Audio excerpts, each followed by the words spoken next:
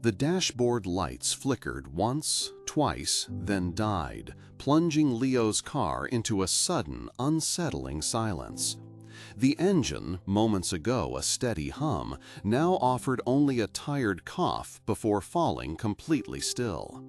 Rain hammered against the windshield, a relentless drumming that had only intensified over the last hour.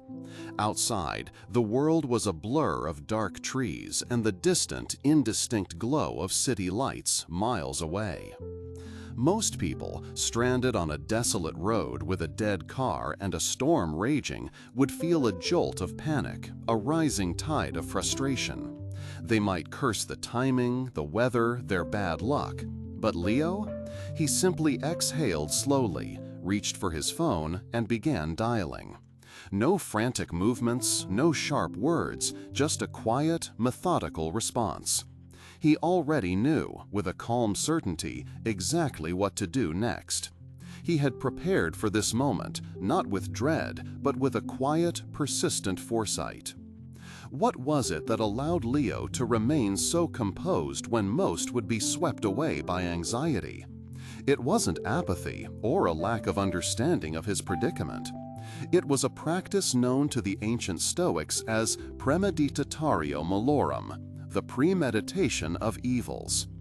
It's a seemingly simple yet profoundly transformative exercise, consciously imagining potential difficulties, setbacks, and misfortunes before they arise. Now, before you think this sounds like pessimism, let's be clear. This isn't about dwelling on negativity or inviting disaster. Far from it. Premeditatio malorum is not about expecting the worst. It's about preparing for what could happen. It's about stripping misfortune of its element of surprise, which is often its most potent weapon. Think about it. What often amplifies our distress in challenging situations? It's the shock, the unexpected blow, the sudden realization that things are not going according to plan. When the car breaks down, the client backs out, the project deadline looms, or a loved one receives difficult news, our initial reaction is often a scramble. We feel blindsided, helpless, overwhelmed. But the Stoic, practicing premeditatio malorum, has already played out these scenarios in their mind. They've mentally walked through the car breaking down. What would I do? Do I have roadside assistance? Is my phone charged? Do I have a blanket, some water? They've considered the project failing. What would be the worst outcome? What are the contingency plans? Who do I need to inform? They've contemplated the difficult conversation. How might this person react? What is my goal? What resources do I need? This isn't about wishing for these things to happen, but about systematically considering their possibility. It's like a mental fire drill. When the alarm actually sounds, those who have practiced know where the exits are, where the equipment is, and what their role entails. They act with intention, not reaction. The value here is immense. By acknowledging potential difficulties, we dismantle the power of their surprise. When something goes wrong, instead of asking, "Why is this happening to me?" or "How could this happen?" the Stoic mind asks, "Now that this has happened, what is my next rational step?" The emotional storm has less fuel because the unexpectedness has been removed. This foresight fosters a deep sense of calm. It's not the calm of indifference, but the calm of preparation. When others are panicking, consumed by fear and frustration, the Stoic is already in problem-solving mode.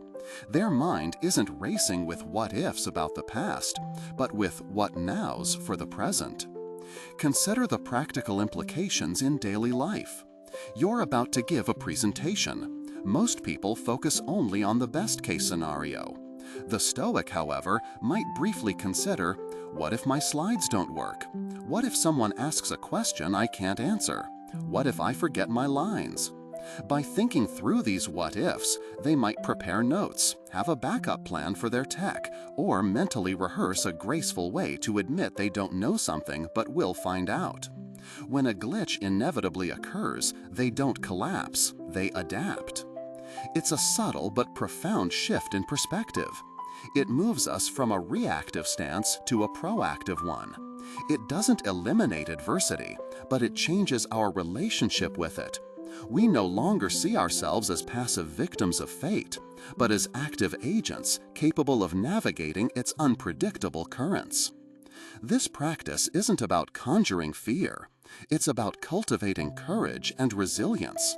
It's about recognizing that life is inherently uncertain, and that while we cannot control external events, we can absolutely control our preparation and our response to them.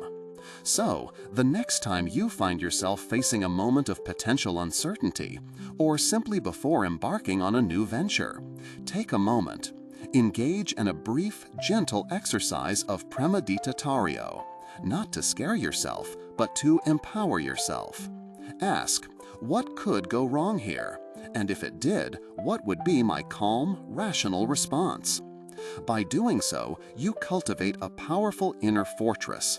You become less susceptible to the winds of misfortune because you've already mentally weathered the storm. You become, like Leo, a beacon of calm when chaos ensues. This isn't just a philosophical exercise. It's a practical toolkit for living a more peaceful, resilient, and effective life. It's the Stoic Edge.